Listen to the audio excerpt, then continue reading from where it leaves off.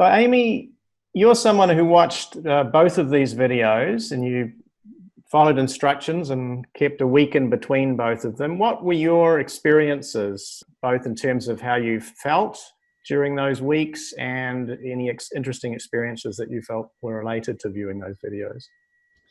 I would say that, well, in preparation for this, I thought, why did I watch those videos again? What was it going into those videos that was really causing me to feel like angst? And so to have those questions alone, I think is a big indication of transformation, right? But I couldn't remember what was the reason for being on the call. So I went back, I journal. So I went back to my journal and I saw that it was really frustration around just being locked down was the reason why that was really getting to me, right? And so obviously I don't feel that way anymore. I've come to accept it, and in some ways I'm enjoying it, whereas prior to this I wasn't. So I think for me that was the biggest transformation, and so subtle that I had to go back and look it up. It's interesting. That is the way it works, isn't it? We erase or transform and essentially erase the emotional energy relating to the way we were feeling previously. So it's so hard to recall. Yeah. So the two videos were quite different, weren't they? The first one was focused on people's reaction to the virus itself. So the idea of the potential to get sick and all of that. But the second video would be much more related to what you were talking about. Much more related to the effects on society of the coronavirus and the shutdowns and just the way that it's just messed with people's lives. Right. I participated in the first one, remember? And that one, I from the immediate beginning, because of my beliefs and my work with you and Shirley, I didn't have fear of the coronavirus itself, and for me or like my immediate family getting it. So for the first one, that topic, I already felt really good going into it. So then the second one is absolutely the one watching that really helped me get me over that hurdle of,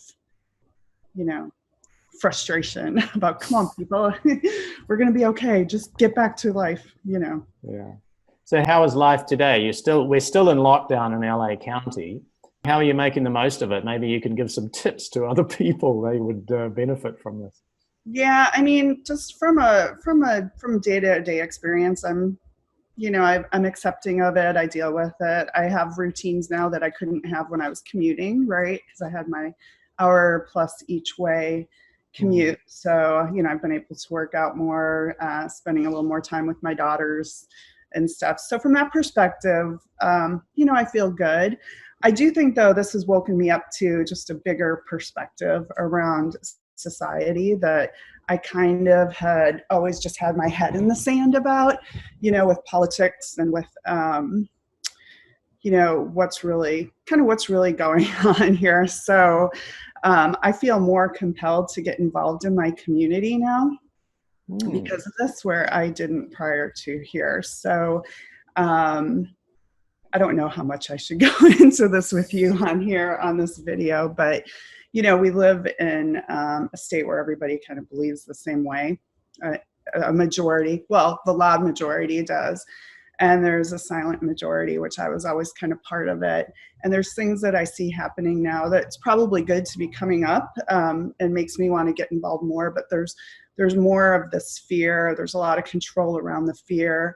There's, we're seeing our rights, our basic rights being stripped away. Right from the beginning of this, I even said, well, if nothing else, this proves how quickly our government can lock us in our own homes without any questions back from people, right? So, I've been doing a lot more research about things on multiple sides of issues, right? So, but it all comes down to, do we really know who we are inside ourselves, right? And there's so much fear right now going around that really needs to be healed and transformed on so many levels. So yeah, it comes down to self-governance, doesn't it? It's just remembering who we are, remembering the power that we have within us to shape our reality. but the vast majority of people are completely unaware of that. Yep. Yeah. Just willing to take, they turn on their nightly news or CNN or whatever, and they're just listening to those messages over and over again without even questioning them. And those are messages that need to be questioned. And you start to hear people, the new normal, the new normal. I mean, that's the new buzzword that we're hearing to get us to change and give up some of our freedoms. It's fascinating, isn't it, how we're so conditioned to respond obediently to authority figures, starting with our parents, but also at school, maybe for some people, religion. Now it's government blasting. Well, it's the media, really, isn't it? It's what the media amplifies. And the people in the media have learned that as well. They've learned to respond to authority, even as much as they see themselves as challenging authority. Right now, they're still playing their own tapes, and that's shaping the media messages that we receive. Well, it just shows how your ego gets involved with it, right? And the ego keeps playing that. And I think that our mainstream media knows that, right? They know how to manipulate advertising for sure is another thing that knows that. So it's just been interesting. I've been looking on a lot of different places for information, I guess. And I've opened up to a very different, you may even see me out there protesting one of these days.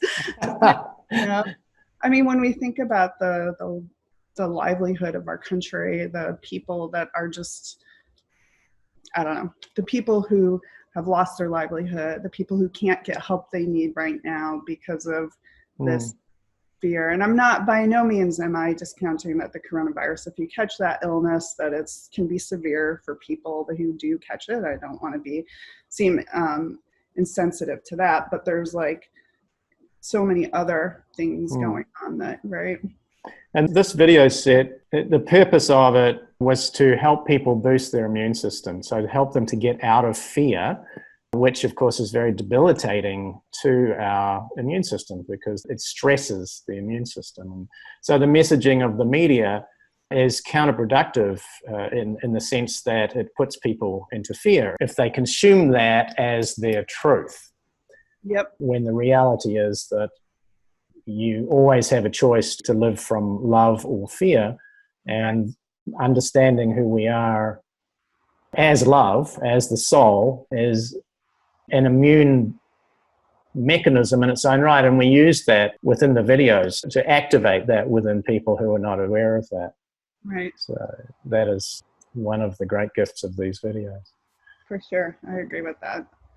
So Amy, is there anything else you'd like to add before we wrap this up? No, I mean, I think that it would be great to get this series of videos out to as many people as you can, right, at this point in time. So everyone needs to your point, I mean, the biggest thing going on right now is fear. That's even more damaging than the virus itself. So, yes. Yeah. Indeed. So thank you very much for helping to share the good word and share the message that people need to hear. I'm sure it'll be very influential on those who watch your video. Great. All right. Thank you, Amy. All right. Thank you, Murray. Have a good day. You too.